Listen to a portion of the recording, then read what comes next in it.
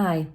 Today I wanted to explain what a work time job is when you're in my classroom. I'm trained in the TEACH method from North Carolina, and it's a visual system to assign jobs or tasks. And it's all tasks or activities that the student can completely do by themselves. So I would give them a set number of these tasks. Maybe I have a half hour that I want them to work on. And they would do these tasks within that half hour. And then in the order I gave it to them, they would do each one correctly. And it's basically building job skills and expectations for their future. If they're in a job and they have to stock a shelf and they have to stock soda first, then pretzels, then popcorn, and they have to do it in that order, then we're working on them expecting to do things in specific orders.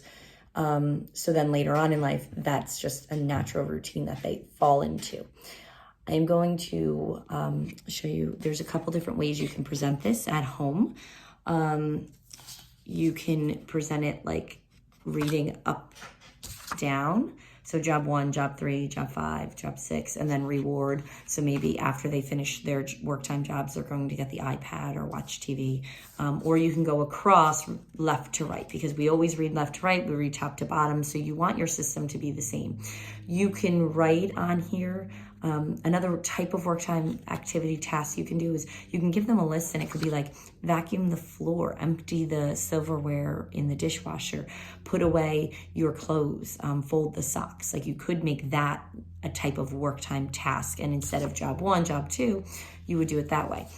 You would use job 1, job 2 if you were setting up actual tasks in a method that we do at school.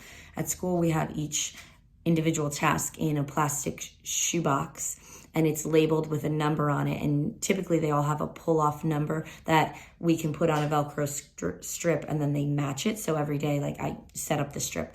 At school, we typically always put the numbers on lowest to highest, just because again, it's sequencing and it's, having them read numbers in order. But we also have 30 or more jobs to choose from. So I'm not always using the same jobs. At home, you might only make 10 jobs. So you wouldn't want to give your child job 1, 2, 3, 4, 5 today, and then tomorrow 5 to 10, and always do the same thing. Because again, with autism, then they just get into a rote habit instead of, hey, I'm doing this job. And like, then they have to do almost job 1, job 2, job 3. So that's why on here you see job 1, 3, 5. Now at home, I wouldn't be so worried if you put job 10, job 6, job 1, and go out of order in that sequence, because again, you have less jobs to choose from. It's a completely different setting. And however you set this up at home is how the child is going to work through it. So you need to make sure you have it ready to go, because if you set it up one way and then you want to change it, that's a little more difficult to do. Because in essence, we're teaching our kids to do do a job the right way the first time. So then we're not reteaching, because our kids don't always get like, oh, something went wrong and I have to fix it. So we have to really be thoughtful of how we're teaching the skills to our students and our children.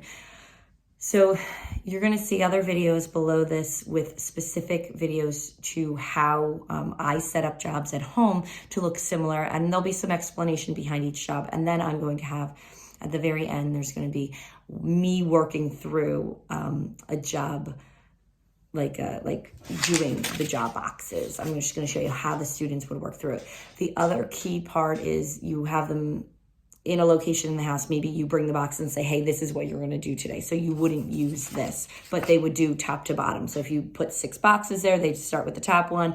They don't pull out their favorite one and do that first, because in a job site, you can't mop the floor before you sweep it. Like it's to make sense. The other thing at school, we have a finish sign, and I typically always write the word finished in red, because that means stop. And that's in a designated area. So the student would do their jobs, and we travel to get jobs. So they're all on a shelf. They go over, they get the job, they bring it back to their desk, they do it, they go put it in finish. They get the next job, and they just rotate through this, and it's all independent. before they get the first job box, any of the job boxes, we make sure they know what to expect. I'm working with high school kids. A lot of times when I get them, they already know how to match. They know how to do this. So when they open up the box, they know what to do. But the first week of school, we're going through and making sure that the students know what to do with that job box. And then this is where you get it. This is where you put it when you're finished.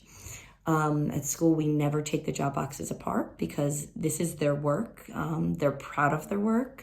They're doing this. And it would be almost like if someone took your paycheck from you and just put it in the shredder. Like, that's kind of crappy. So we don't take it apart in front of them. I'm sure that the students know they're repeating the jobs and they're doing them over and over again. But again, the idea of them seeing us take it apart, we don't let that happen. We'll take them out of the classroom, or we'll take them apart after the students leave the classroom. So at home, I would suggest, hey, they finished it, you put it on the side, because if you're asking your child to help you fold clothes, you're going to take those clothes and put them in the appropriate places. You're not going to unfold them and throw them back in the basket and say, okay, we're going to do this again tomorrow, because in real life, you don't take your jobs apart. So that's why at school we don't do it, even though it doesn't make sense. But in real life, you have to fold clothes every time you wash them. So it does, make sense that you're redoing the same type of tasks all the time. I hope that makes sense. If you have any questions, please email me. Thank you.